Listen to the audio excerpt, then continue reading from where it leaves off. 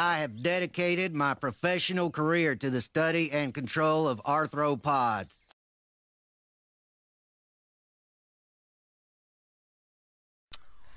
Hey, I decided it's Sunday afternoon and I'm kind of bored, so I thought I would make a video. I'm going to do something completely different than I normally do here, and I'm going to do movie reviews. I haven't done that yet. I did some book reviews, but just a couple of things that we've watched recently. Just if you haven't seen them, I'll give you my recommendations. The first one here. Bought this DVD. It's let's see if we can get it closer. DrHorribles sing-along blog. This is awesome. I love it. I really, really love it. This is like my new favorite thing of all time right now for this month. It's great. It's got Neil Patrick Harris and Nathan Fillion and Felicia Day. It's a musical. If you haven't seen it, I think the whole thing's up on YouTube, I believe. It's all in parts. I decided to buy the DVD just because I wanted to support the cast and the making of it. I love those kinds of sort of, what do you call it, independent projects when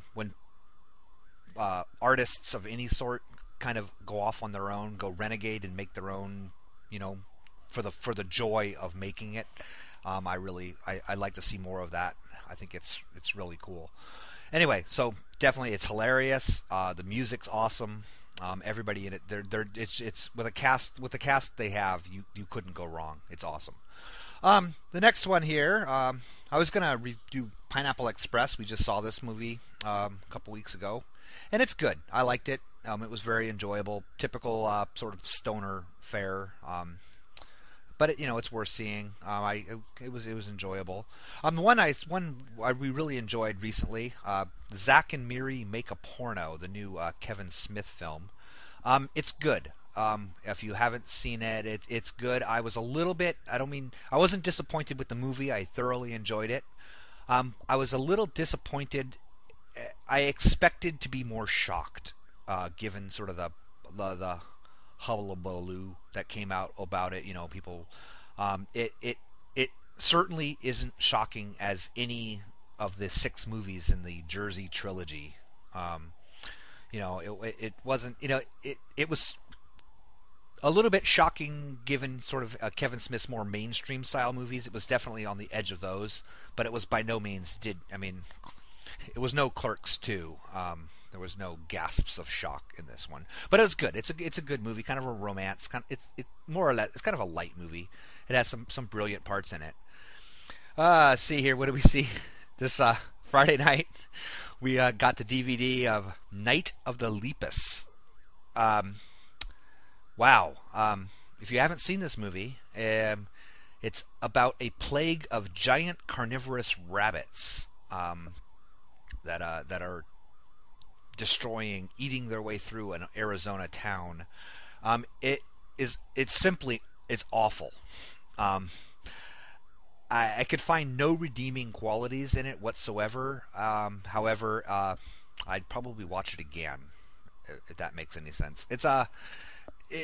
They use real rabbits, but they've have real rabbits walking through little model towns and things like that, so that you see how enormously large they are. They're supposed to be the size of wolves. However, that's the description they give, but they can't get the scale right. So sometimes they're towering above the buildings, and other times they're nipping at people's ankles. It's really bad, really really funny for being bad. It's got what I thought was the highlight of it is DeForest Kelley. Dr. McCoy from Star Trek is one of the stars of it, and I all I can think is he must have lost a bet to be in this film. But it's amusing if you like, if you want to if you find bunnies really really scary, you might I don't know, find this movie to be amusing. Anyway, I kind of wish it's one that I wish I'll get to this later on here, but it's one I wish that a Mystery Science Theater 3000 or Rifftrax had tackled. It's and I'll talk about Rifftrax in a bit here. Now, this next one we got this DVD. We haven't finished watching the whole series yet. We have all 3 seasons on DVD.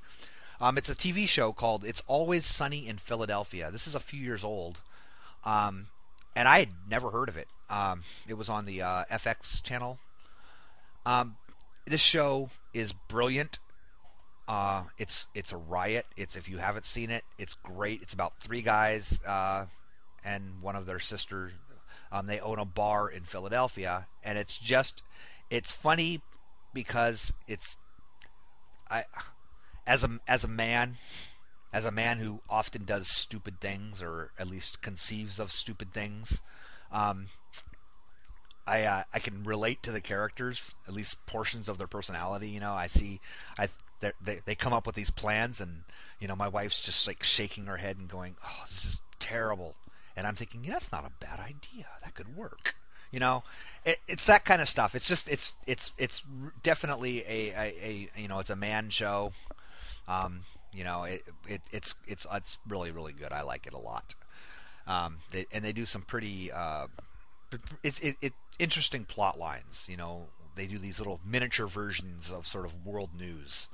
You know, there was one episode we just watched where a man from Israel who moved from Israel bought the building next to theirs, and it turns out by some old turn of, you know, a 300-year-old zoning law, he owns the land half of the bar.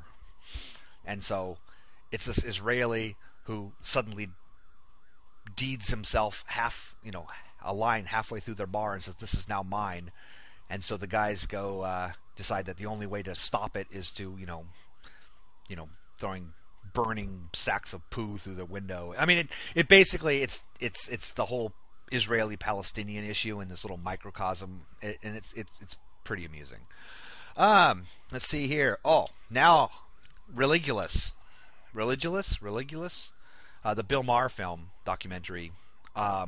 It needs to be seen by everybody. He really, really nails the point about religion and about organized religions. And what I really loved about this movie was the buttons that he pushed when asking people questions. How offended people were getting when he was asking what were extremely fair questions. And I think that, you know, the offense came from people not having good answers for some of these questions. You know, he would ask questions like, you know, he would just talk to these people, and he'd say something like, you know, well, how do you know that there is a God and it's not just some fairy tale like Santa Claus? How do you know that? And instead of the person examining their belief and explaining it to him, they would get really upset and throw him out of the room. Or, I mean, people would get really angry. And I think that he exposed a lot of this kind of underlying, I think it's self-doubt. Anyway, it's worth seeing, whether you're religious or not religious. It's worth a view. Now I'm going to end this here with my Rifftrax. If you haven't heard of, if you don't know about Rifftrax, I'll put a link in the sidebar. For those of you remember Mystery Science Theater 3000. So the guys from Mystery Science Theater from Misty are now have a new company called Rifftrax. And okay, if you remember Mystery Science Theater 3000, they make fun of old bad movies. And you know, and it's silly, but it's a lot of fun. It makes some movies watchable that weren't watchable. But because of, you know, copyright and stuff, they couldn't really go after bigger name movies. So they, you know, a lot of these are really old 50s sci-fi and stuff like that. Well, now with Rifftrax, what they're doing is you buy just their audio commentary. Okay, and they're like $1.99. I mean, I set them up with my PayPal account, and I just buy them online.